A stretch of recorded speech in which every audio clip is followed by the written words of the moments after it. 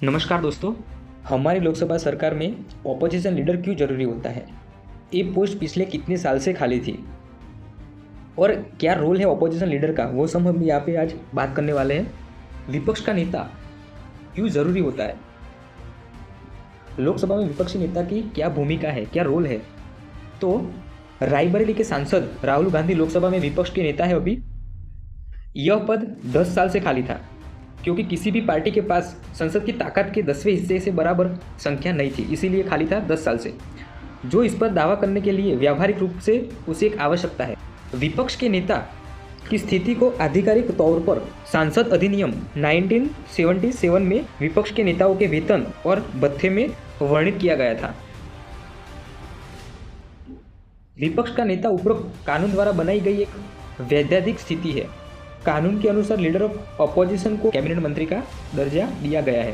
कानून के अनुसार अधिनियम विपक्ष के नेता को राज्यों की परिषद या लोगों के सदन का सदस्य जैसा भी मामला हो के रूप में वर्णित करता है, जो कुछ समय के लिए सरकार के विरोध पार्टी के उस सदन में नेता होता है। सबसे बड़ी संख्या की ताकत है और राज्यों की परिषद के अध्यक्ष या लोगों के सदन के अध्यक्ष द्वारा मान्यता प्राप्त है।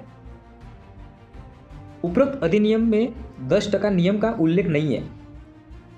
दरअसल लोकसभा अध्यक्ष द्वारा किए गए दिशा निर्देशों में इसका जिक्र है। लोकसभा में विपक्ष के नेता पद की भूमिका और जिम्मेदारियां क्या क्या है वो देखेंगे हम। संसद में नेता प्रतिपक्ष का क्या पद होता है, एक विपक्ष नेता का क्या पद होता है और क्या भूमिका होती है।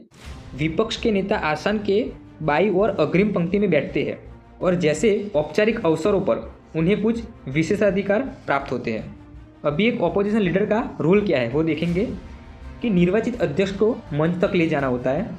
संसद के दोनों सदनों में राष्ट्रपति के अभिभाषण के दौरान विपक्ष के नेता भी आगे की पंक्ति में सीट पाने के हकदार होते हैं।